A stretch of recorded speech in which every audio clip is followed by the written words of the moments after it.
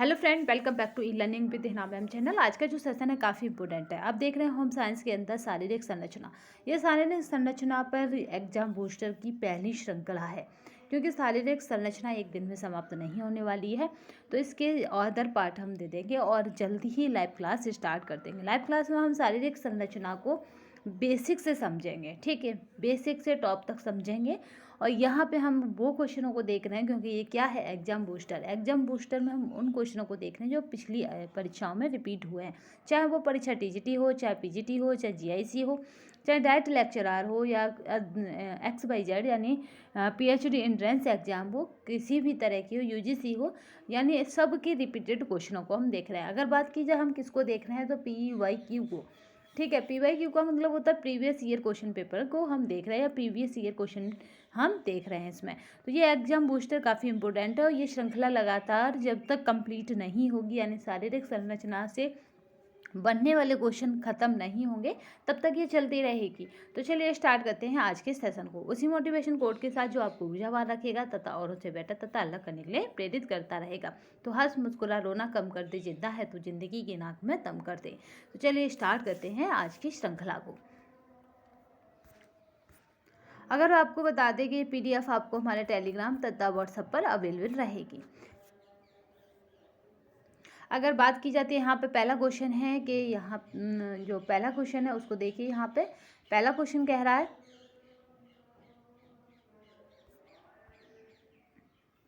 पहला क्वेश्चन है ORS में ऊर्जा के स्रोत के लिए मिलाया जाता है। तो ORS में जो ORS क्या है, बच्चों को दिया जाने वाला है। ORS में ऊर्जा के स्रोत के लिए क्या मिलाया जाता है, तो ग्लूकोज मिलाया जाता है। आनुवंशिक गुणों एवं वातावरण की सभी स्तरों के बीच आदान प्रदान के फलस्वरूप हुए विकास को कहते हैं। तो याद रखिए, उस विकास को कहेंगे एपिजेनेसिस, ठीक है। ये कैसे हो रहा है, आनुवंशिक और वातावरण। आनुवंशिक का मतलब हो गया आपका जीन, और वातावरण का मतलब हो गया जिस एनवायरनमेंट में आप रह रहे हैं उनके बीच अगर आदान प्रदान हो रहा है तो वो क्या हो जाएगा, एपिजेनेसिस हो जाएगा, वो विकास या उन विकास के फलस्वरूप। चलिए नेक्स्ट क्वेश्चन को देखते हैं। यहाँ पे अगर आप आनुवंशिक और वातावरण को समझें, तो पहले की हमारी एक वीडियो है जिसमें हमने आनुवंशिक और वातावरण यानी CTET में बहुत अच्छे से यहाँ पे 2 क्वेश्चन बन जाते हैं आनुवंशिक और वातावरण को लेकर। बट यहाँ पे चलिए हम थोड़ा सा ब्रीफ में समझा देते हैं। आनुवंशिक का मतलब हो गया जीन से, यानी आपके घर में या आपके खानदान में कोई भी चोरी नहीं करता। बट वातावरण का मतलब हो गया कि जो जिस वातावरण या परवरिश में बच्चा पाला है, बट आपका अपहरण हो गया, या उस बच्चे का अपहरण हो गया जिसके घर में या कहीं पे भी कोई भी चोरी नहीं करता, बट वो जहाँ जिस वातावरण में पहुंचा वहाँ पे उसे चोरी या भीख मांगना सिखाया गया और उसने फिर वही सीखा।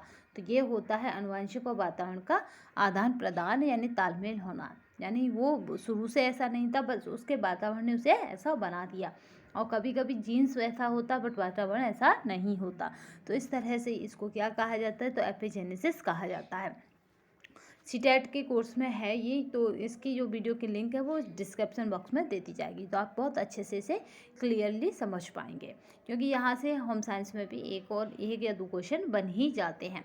चलिए देख लेते हैं यहाँ पे सही सुमेलन। सही सुमेलन की बात यह है कि ये दोनों ही सुमेलन अपने आप में परफेक्ट हैं, तो आप स्क्रीनशॉट भी ले सकते हैं।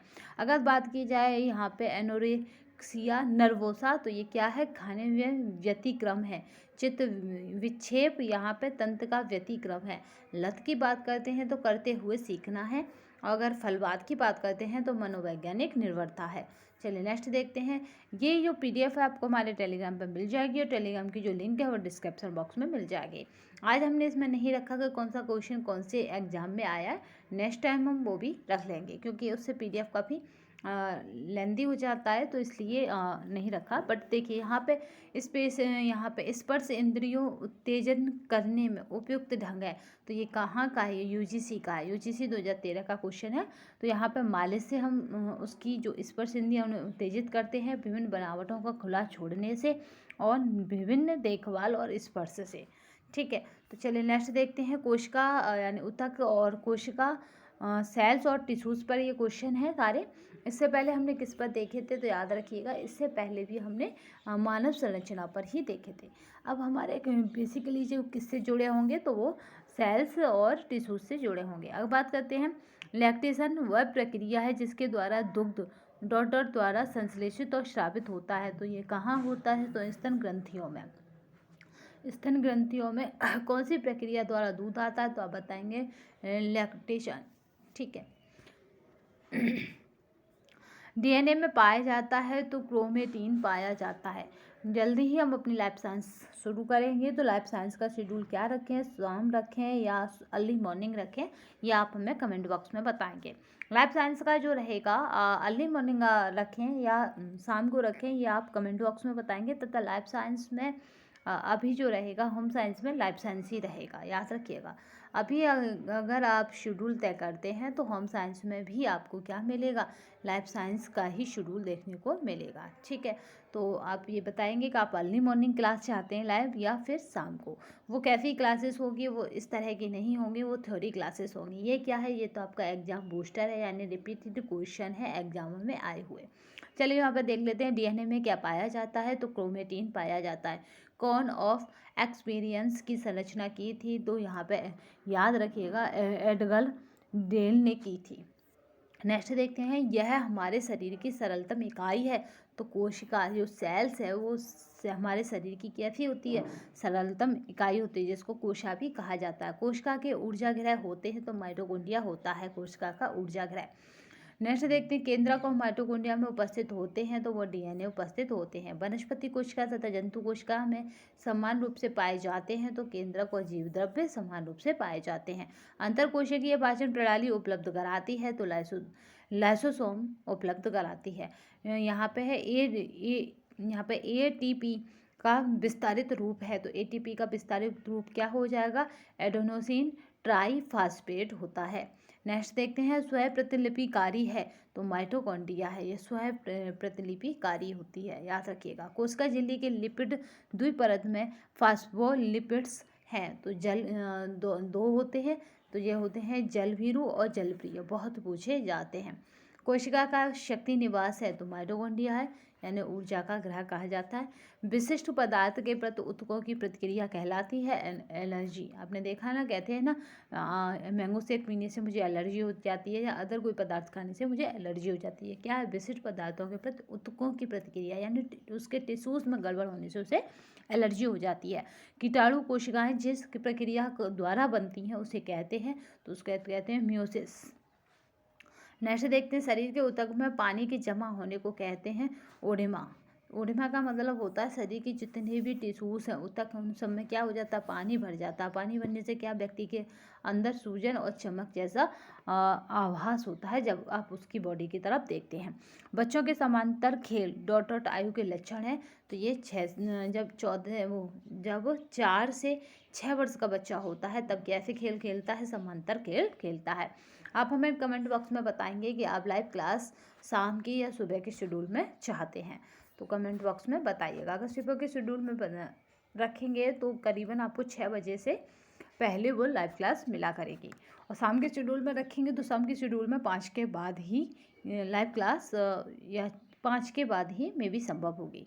चलिए, कोशिका का सबसे महत्वपूर्ण भाग होता है तो वो केंद्रक होता है। शरीर के ऊतकों में तरल के जमा होने को कहते हैं तो ओडेमा, जो अभी हमने देखा था। आनुवंशिकता की आधारभूत इकाई है तो वो आनुवंशिकता किस पर डिपेंड होती है, या किसको आनुवंशिक नाम से जाना जाता है? तो वो जीन है। ठीक है। जीन कहाँ से आता है? तो हर बच्चे को उसके माता पिता से मिलता है। वह कोशिका जिसको सुसाइड बैग के नाम से जाना जाता है तो वो लाइसोसोम है। ठीक है, वो क्या है? लाइसोसोम है। कोशिका की खोज की थी तो रॉबर्ट हुक ने की थी। न्यूक्लियस से रहित जंतु कोशाणुओं में अभाव रहता है तो किसका रहता है? तो क्रोमोसोम का अभाव रहता है। नेक्स्ट देखते हैं, जीव द्रव्य यानी प्रोटोप्लाज्मा की कार्बनिक अणु है। वसा और न्यूक्लियम, डीएनए और आरएनए, बहुत पूछा जाता है। डीएनए और आरएनए है। अंतर श्वसन होता है रक्त कोशिकाओं व ऊतकों के बीच। आपको बताते हैं कि ये पीजीटी, टीजीटी, जीआईसी और यहाँ पे है LT, Uttarakhand, other state, MEd entrance, MPhil entrance, इस तरह के क्वेश्चनों से यहाँ पे क्वेश्चन बने हैं ये, तो इसलिए इसको नाम दिया गया है एग्जाम बूस्टर। डीएसएसबी के और झारखंड, मतलब जितने भी यहाँ पे होम साइंस के रिपीटेड क्वेश्चन है वही यहाँ पे देखे जा रहे हैं। चलिए नेक्स्ट देखते हैं। कोशिका के अभाव में कोशिका में अनुपस्थित होगा तो कौन होगा? तो गुणसूत्र होगा। ठीक है, गुणसूत्रों की कितनी संख्या होती है ये कमेंट बॉक्स में बताएंगे। अंतर शोषण होता है रक्त कोशिकाओं व ऊतकों के बीच, ये बहुत इंपॉर्टेंट है। नेक्स्ट देखते हैं। कोशिका झिल्ली की प्रमुख शारीरिक क्रिया विज्ञान संबंधी कार्य है तो कोशिका के अंदर एवं बाहर पदार्थों के अभिगम पर नियंत्रण करना। जो अंदर और बाहर जो पदार्थ हैं उनके अभिगम पर क्या है? नियंत्रण करना है। कोशिका के ऊर्जा संस्थान के रूप में जाना जाता है तो वो कौन जाना जाता है? माइटोकॉन्ड्रिया जाना जाता है। मानव कोशिका में उपस्थित गुणसूत्रों की संख्या होती है, अभी पूछा था, तो कितनी होती है? 22 जोड़े। और क्या होता है? तो XY गुणसूत्र होता है। शरीर की सूक्ष्मतम जीवित इकाई है तो कोशिका है। असंख्य छोटी छोटी इकाइयां जो जीवधारियों के शरीर की रचना करती हैं का नाम सर्वप्रथम कोशा रखा गया, जिसका श्रेय जाता है रॉबर्ट हुक को। ठीक है, सेल्स नाम रखने का श्रेय किसको जाता है? तो रॉबर्ट हुक को। अंतर शोषण की क्रिया को कहते हैं ऊतकों में। अंतर शोषण की क्रिया होती है ऊतकों में, टिश्यूज में, याद रखिएगा। शरीर में श्वेतसार की अधिकता होने पर ग्लूकोज त्वचा के नीचे डॉट ऊतक के रूप में जमा हो जाता है तो याद रखेंगे एंडीपोज में। कोशिका के जीवन का मूल आधार मुख्य रूप से डॉट है, जिसके ना रहने पर कोशिका मृत मानी जाती है तो केंद्रक। सेल्स के ना रहने पर कोशिका मृत मानी जाती है। अर्धसूत्री कोशिका विभाजन होते हैं तो मानव शरीर के प्रजनन तंत्र में, बहुत मोस्ट इम्पोर्टेंट है। प्राणी के शरीर के विभिन्न अंगों को बांधे रखने का कार्य रूप है संयोजी कोशिकाओं का। कौन करता है ये कार्य? तो संयोजी कोशिकाएं करती हैं। ग्लाइकोजन संग्रहित होता है तो यकृत में संग्रहित होता है। यहाँ पे है ADP संबंधित है तो माइटोकॉन्ड्रिया से संबंधित है। ADP का भी हमने फुल फॉर्म वहाँ पे देख चुके थे। मानव कोशिका में होते हैं तो यहाँ पे है क्रोमोसोम के 23 गुण, 23 युग्म। कहीं कहीं पे 22 की जगह 23 हो जाता, वो यहीं से हो जाता। मानव कोशिकाओं में होते हैं तो क्रोमोसोम के 23 युग्म होते हैं। पेशीय तंत्र पर आप क्वेश्चन देखेंगे, यानी मसल सिस्टम पर हम क्वेश्चन देखेंगे कि क्या क्या बन सकते हैं। काफ़ी समय के बाद अचानक व्यायाम करने के दौरान मांसपेशियों में ऐंठन होती है, क्योंकि लैक्टिक एसिड के उत्पाद के कारण। आपको पता है थकान का भी एहसास हमें कौन कराता है? Lactic acid. बैठने और खड़े होने की स्थिति में शरीर का संतुलन बनाने के लिए आवश्यक मांसपेशी है तो वह कंकाल मांसपेशी। नेक्स्ट देखते हैं। मांसपेशियों के बीच का इलेक्ट्रिक यहाँ पे है पेनोनियम मापता है तो ये क्या नाम मापता है? तो याद रखिएगा इलेक्ट्रोमायोग्राफी को। पेशी तनाव यानी टेटनी नामक रोग होता है शरीर में कैल्शियम का स्तर कम करने से। टेटनी नामक रोग कब हो जाएगा? जिसके शरीर में कैल्शियम का स्तर कम होगा। मांसपेशी में होने वाली विद्युत घटना का माप करने के लिए उपयोग किया जाता है तो यहाँ पे है इलेक्ट्रोमायोग्राफी को। कोशिका में प्रोटीन संश्लेषित करता है तो ये किसको करता है? तो ये राइबोसोम को।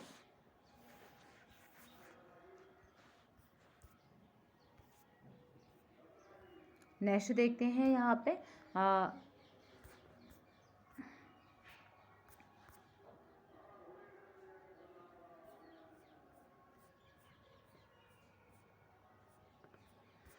ये PDF क्लियर नहीं है तो अगले सेशन में हम इसे पूरा देख लेंगे।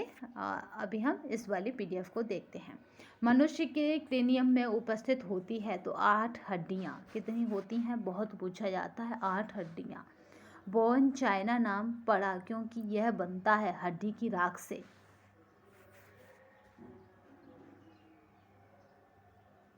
स्वस्थ अस्थियों के लिए आवश्यक है तो कैल्शियम।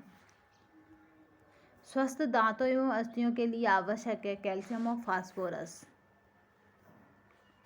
ऑस्टियोपोरोसिस शरीर के डॉट अंग को प्रभावित करती है अस्थि के। गिगामेंट यानी स्नायु जोड़ता है हड्डी को हड्डी से। बहुत पूछा जाता है, मोस्ट इम्पोर्टेंट है, पिछली बार PGT में आ चुका है।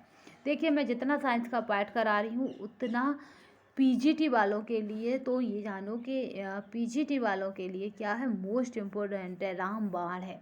क्योंकि पीजीटी में जितना साइंस का पोर्शन आता है उससे ना के बराबर या यहाँ पे कहते हैं कि यहाँ पे 1/4 और आता है किसमें, टीजीटी में। तो यानी आपको क्या है कि अगर 20 क्वेश्चन आपको वहाँ मिल रहे हैं किसके, साइंस के, तो ये बहुत आपके लिए अच्छी बात है, क्योंकि 20 से 50 तक क्वेश्चन हमें वहाँ पे साइंस के देखने को मिल जाते हैं। कैल्शियम फास्फेट सबसे अधिक होता है तो हड्डी में। और याद रखिए यहाँ पे लिगामेंट यानी स्नायु जोड़ता है हड्डी से हड्डी को। मानव शरीर में पसलियाँ होती हैं 24। चलन तंत्र कंकाल तंत्र है। 2 या 2 से अधिक अस्थियों के जोड़े को कहते हैं संधि। दांतों के विभाजित किया जा सकता है 4 भागों में। शरीर की सबसे लंबी अस्थि है फीमर। अस्थि के ऊतकों की कठोरता ... फास्फेट और कार्बोनेट्स के कारण होती है, कैल्शियम और मैग्नीशियम। मनुष्य के सभी कृंतक व लधनक दंत गिर जाने पर शेष बचेंगे, तो 20 दांत बचेंगे। 20 कैसे दांत होते हैं, उसके 20 दांत भी उसके शुरू में भी दूध के दांत की संख्या कितनी होती है, 20 होती है, याद रखिएगा। कैल्शियम व फास्फोरस खनिज लवणों से बना है, तो कंकाल सिस्टम। केंद्रक नाम दिया गया है रॉबर्ट ब्राउन द्वारा। रीढ़ की हड्डी के कशेरुकाओं की संख्या होती है 33 जोड़े। कान की अस्थि है संकास्थि, क्योंकि इसकी आकृति कुछ इस तरह की होती है इसलिए। शरीर में अस्थियों की उपयोगिता है, क्योंकि यह शरीर को आकृति तथा गति प्रदान करती हैं। ये यूजीसी का क्वेश्चन है। शरीर के भीतर कोमल अंगों को सुरक्षा प्रदान करती हैं, शरीर को दृढ़ता प्रदान करती हैं। नेक्स्ट देखते हैं, खोपड़ी में कुल 22 अस्थियां पाई जाती हैं। प्रणाशी रक्तहीनता में नष्ट हो जाती है अस्थि मज्जा। मानव के मस्तिष्क कोश की अस्थियां परस्पर जुड़ी रहती हैं अचल प्रकार की संधि से। मानव शरीर की सबसे कड़ी वस्तु है, तो यह है यहाँ पे अस्थियां सबसे ज़्यादा कड़ी होती हैं। कंकाल तंत्र को सुडौलता और सौंदर्य प्रदान करने का तंत्र है पेशी तंत्र। ये हमारे जिस तरह स्टैंड पे खड़े होते हैं इस तरह से देता है, इसलिए पेशी तंत्र है। रेडियस तथा यहाँ पे अल्ना अस्थियां भंग होने पर उसे स्थिर होने के लिए प्रयोग करना चाहिए खबच्चियों का। बहुत हड्डियों पर क्वेश्चन बनते हैं। पसलियों के बीच में स्थित जो पेशियां उसे श्वसन के लिए ऊपर उठाती हैं वह कहलाती हैं तो इंटरकोस्टल्स। नेक्स्ट देखते हैं, मेरुदंड कोश पसलियां तथा अरुस्थि है, तो ये क्या है, धड़ की अस्थियां।